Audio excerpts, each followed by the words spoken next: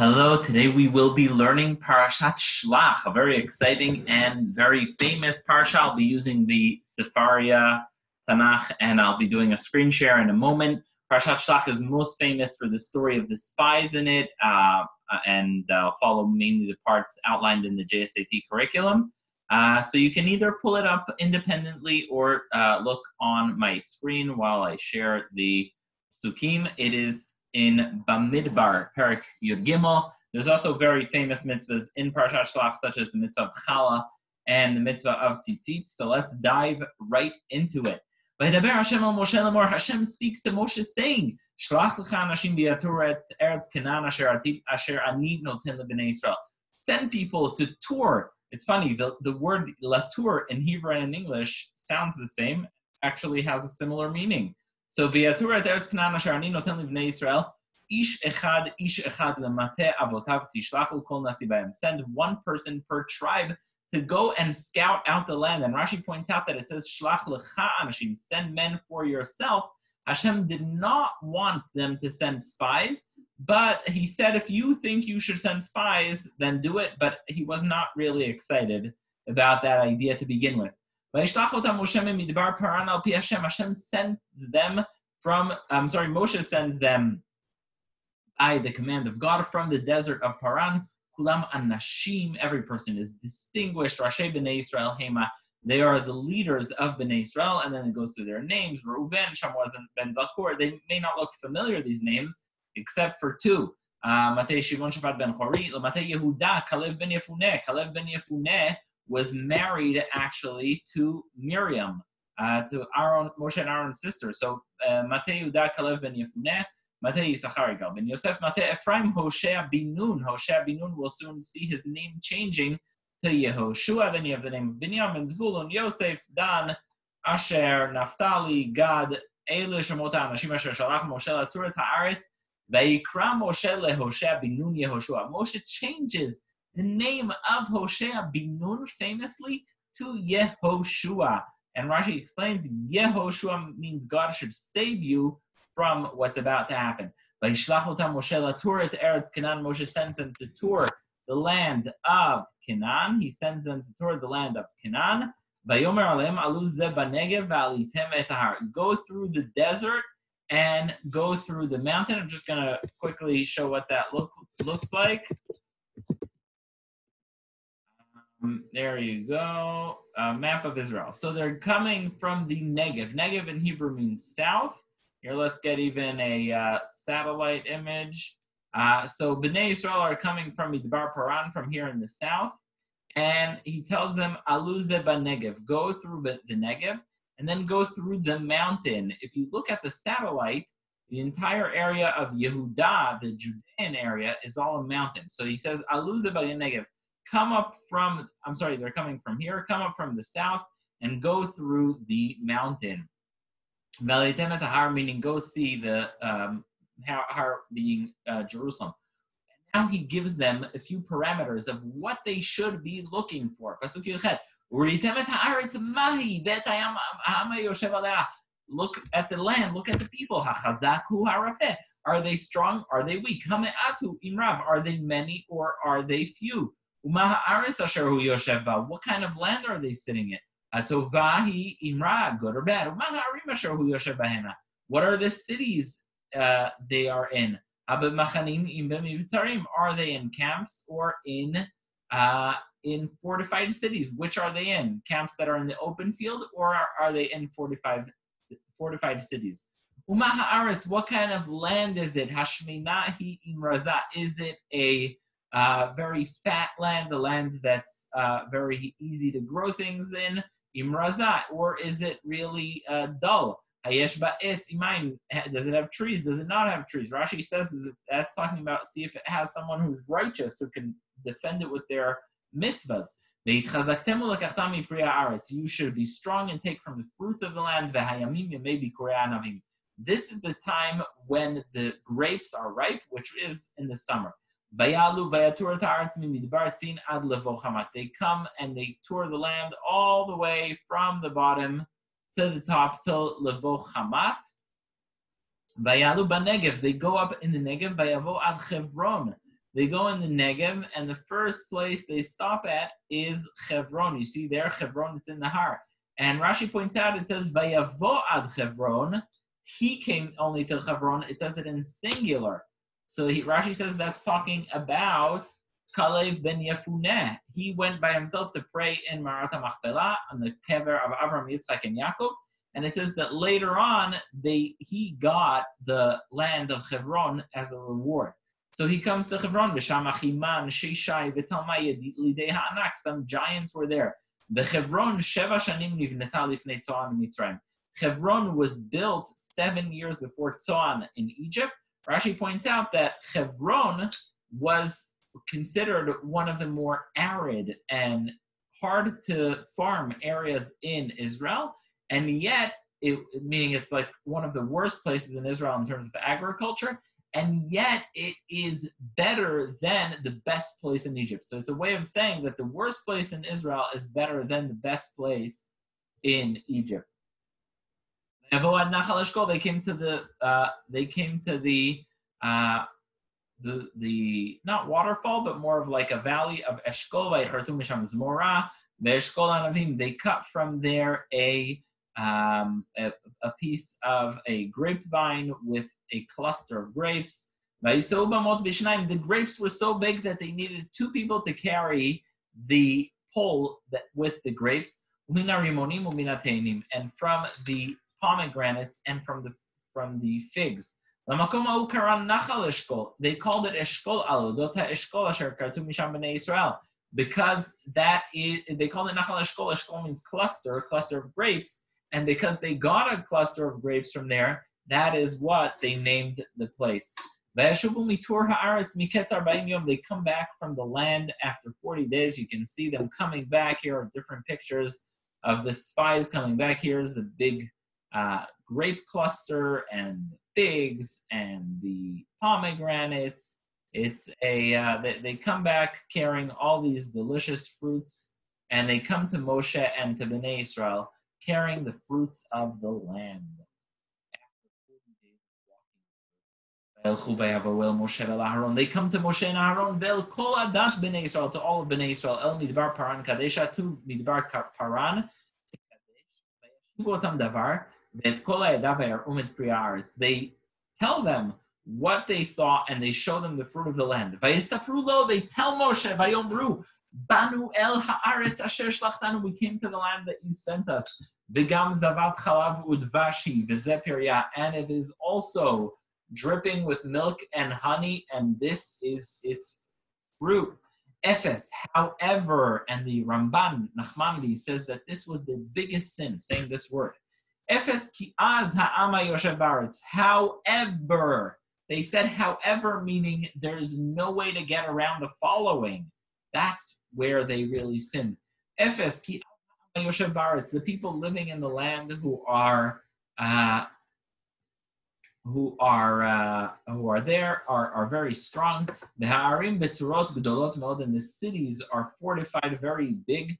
And we have also seen the great giants there.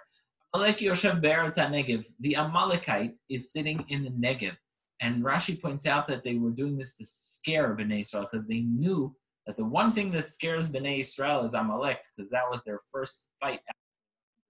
Amalek is sitting here in the Negev, in the south. And the Chiti Yevusi are sitting on the mountain. And the Canaanites are by the ocean and the Jordan. So basically they told the people, there's no way we can conquer this land. You have Amalek here, you have the Canaanim here and on the mountain. Forget about it, don't even try. And they were not just giving information here, they were already kind of starting to give their own opinions of how exactly Bnei Israel can go into Eretz Yisrael or not go into Eretz Yisrael. Kalev shushed the people.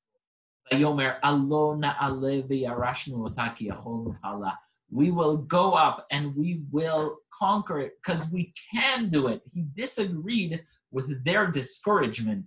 The people that came with him said,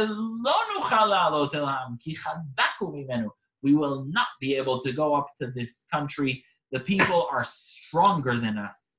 They slander the land. In order for people to believe them, they started saying falsehoods. The land we went through, Eretz ochelet yoshveahi. It devours the people who live in it. The people in it are huge. We also saw the Nephilim, these giants, and the Banehi be'einenu kechagavim. We looked like grasshoppers, and in our own eyes, and they looked at us as grasshoppers. And some of the rabbis explained this is a lesson. They had bad self-esteem because they said the Canaanites looked at us as if we were grasshoppers, and that's how we saw ourselves. Well, if they wouldn't look at themselves like grasshoppers, maybe others wouldn't either. So they looked at themselves in the wrong way. They didn't have the faith that Hashem had in them.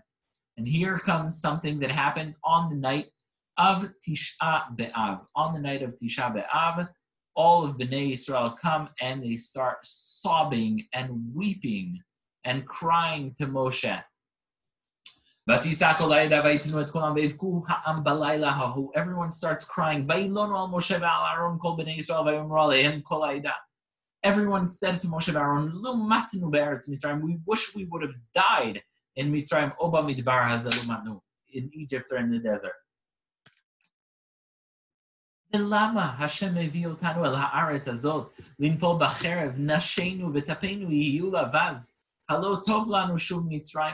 is Hashem bringing us to this land?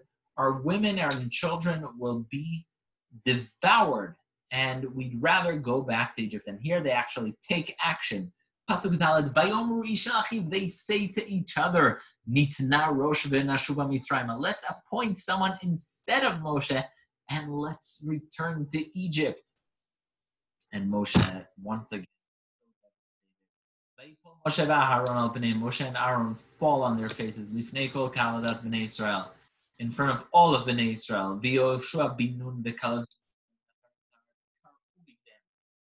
And Caleb ben Yefune tear their clothing. They said to all of Bnei Israel, the land that we passed and went to tour is a fabulous and fantastic land. If Hashem wants us to get this land, He will help us. It is a land of milk and honey. But then Yehoshua and Caleb beg their friends, do not rebel against Hashem. Do not be afraid of the people in this country. We can win them as easily as we eat bread. We can easily defeat them. You think Bnei Israel agreed? No. All of Bnei Israel decided to stone Moshe and Aaron and Caleb and Yehoshua. And glory showed in front of all Bnei Israel. And now here comes the very until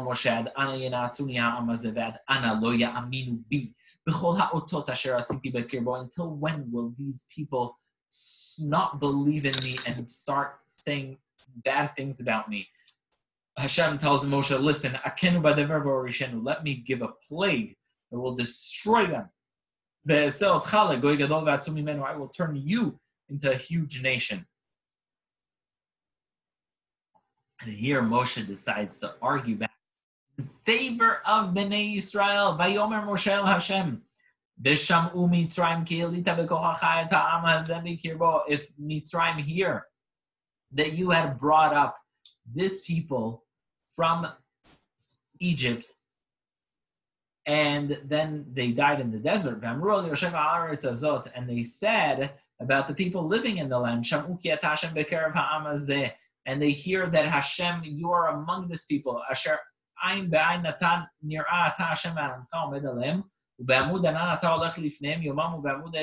Everyone heard that you go in front of these people with a pillar of cloud and a pillar of fire. And then suddenly you'll destroy this entire nation at once.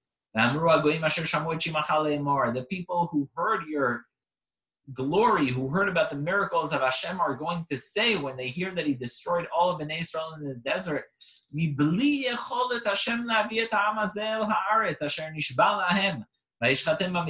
because Hashem could not bring this people into the land, and therefore He slaughtered them in the wilderness. It's because Hashem was afraid of the Canaanite gods. That's why He didn't bring them into the land of Israel. That's what people will say, Hashem, if you don't bring the Jews into Israel and if you destroy them. So I'm begging you, me Moshe, I beg. Hashem, I beg you, have more forgiveness to them as you have spoken to me at Har Sinai. Remember the 13 attributes of mercy that you, Hashem, taught me in Har Sinai. How to forgive. Hashem, Erech Apayim, forgiving. Verab Chesed, Noseh Avon, Vapesha, V'chata'a, V'nakeh lo yenakeh, Poked Avon Avot al Banim al Shilashim al Ribeim. You taught me these 13 attributes of mercy that you have. Forgive this nation because you have tremendous kindness. And just like you forgave them from the time we left Egypt until now, please forgive them now too. Pasuk Kaf. I have forgiven them, Moses. You are right. However, Hashem says, I swear by my own name. All the people who have seen the miracles that I performed in Egypt and in the desert, they tested me already 10 times and they do not listen to me. I swear that this entire generation who left Egypt, if they will see the land of Israel, all those who curse me will not see it. Basically, Hashem says, all the generation that left Egypt and saw my miracles, and despite seeing all the beautiful and amazing miracles that I did, decided to rebel, all those people will actually indeed not come into the land of Israel. Vavdi Kalev, my servant Kalev, since he had a different spirit, a different attitude, he was loyal. I will bring him into the land. He'll be one of the only one, he and Yoshua, to come into the land of Israel. And indeed, Hashem agrees. Indeed, the Canaanites and the Amalekites were sitting in the valley. Take a U-turn. You're so afraid of the Canaani and you're so afraid of the Amaleki. All right, take a U-turn, go back into the desert. And then until I tell you, and then the Jews go for 40 years in the desert. Hashem speaks to Moshe and Aaron saying, until when do I need to put up with this difficult and bad nation? They always complain against me. I heard these complaints. Say to Bnei Israel, I will do exactly what you guys said. You said you're never going to go into the land of Israel? Well, so be it. In this desert, your bodies will fall. All the men above the age of 20 are not going to live past this desert.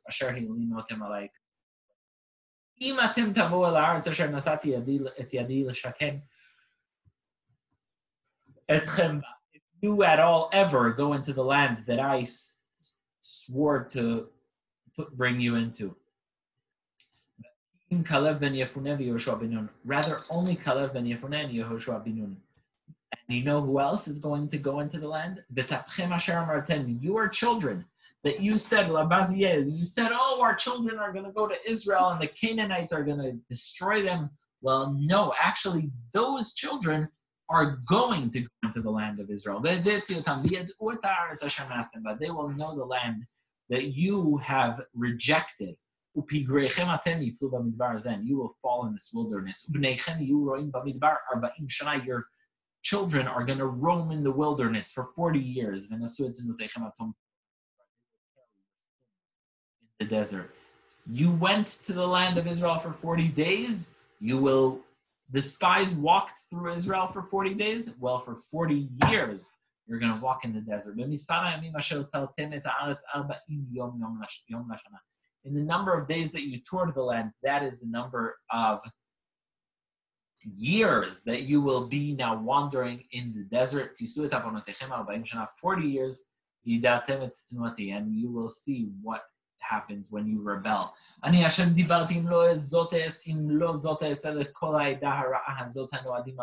swear, this is what I will do to all those who gather against me. In this desert, they will be completely destroyed and they will die there. The people that Moshe sent to tour the land, the spies had no regrets. They gathered everyone and started to create another rebellion. So Hashem struck them, and those people died. Yoshua bin Nun and Caleb ben Yefuneh didn't live from those people who went to tour the land. Moshe told Bnei Israel this news that they will be in the land in the desert for another 40 years, and the people were very sad. They woke up in the morning. They woke up and said, we want to go to the land of Israel. We're actually ready to go right in. Why are you not listening? You won't succeed. Do not go up, because Hashem is not among you. You will not be destroyed for your enemies. Because the Canaanites are and Hashem won't help you. You will be consumed by the sword. Hashem will not be with you, so don't go. But there was a group of people who defied Moshe. They went to the top of the mountain. And the ark and Moshe stayed in the camp. And Moshe warned them not to go. The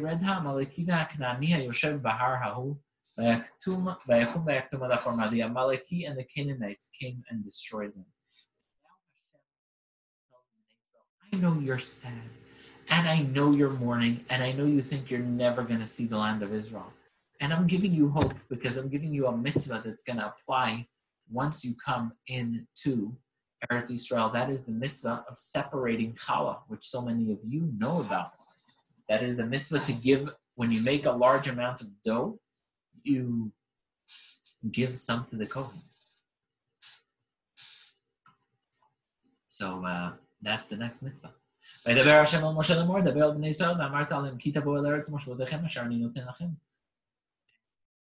speaks about the different korbanot, the wine you bring with it, the oil you bring with it, all kinds of mitzvot they have to do when coming into Israel. Here's Yurchet also.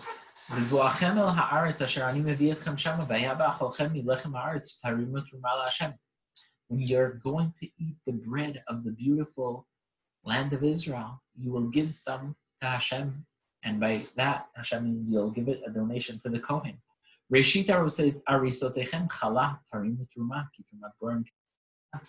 should give this to Hashem and to the Kohen. You should give some of the dough to the Kohen. And then the next thing is, it says if everyone makes a mistake, for example, the Sanhedrin, the Beit Din, the High Court, tells everyone they don't have to keep Shabbat or they don't have to fast on Yom Kippur. It's a mistake. That's okay. Mistakes happen. And that's pretty much what you do. Then we have the story of the Mokoshesh, the person who gathered trees on Shabbat, even though the witnesses told him he's not allowed to, and he said he still wants to do it. And, then he was punished for that. And then you have the mitzvah of tzitzit.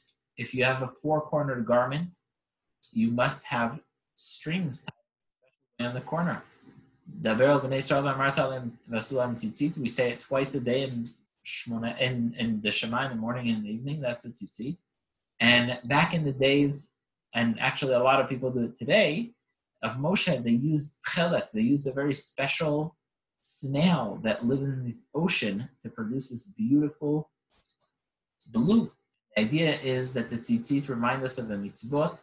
They remind us of the way the ocean looks and the way the sky looks, and that's the way we remember Hashem and all the mitzvot. So that's the mitzvah of tzitzit, and it, last but not least, ends off with the mitzvah of remembering Yetziat Mitzrayim every day. That is Parshat Shelach. So we have the story of the spies. We have that you bring the different wines with the korbanot. We have the challah, mitzvah of separating challah, and the mitzvah of tzitzit. Indeed, a very big parsha. It's from Perek Yud Gimel till all the way till Perek Tet Zayin. I hope you enjoyed it, and join me for the next parsha. Thank you.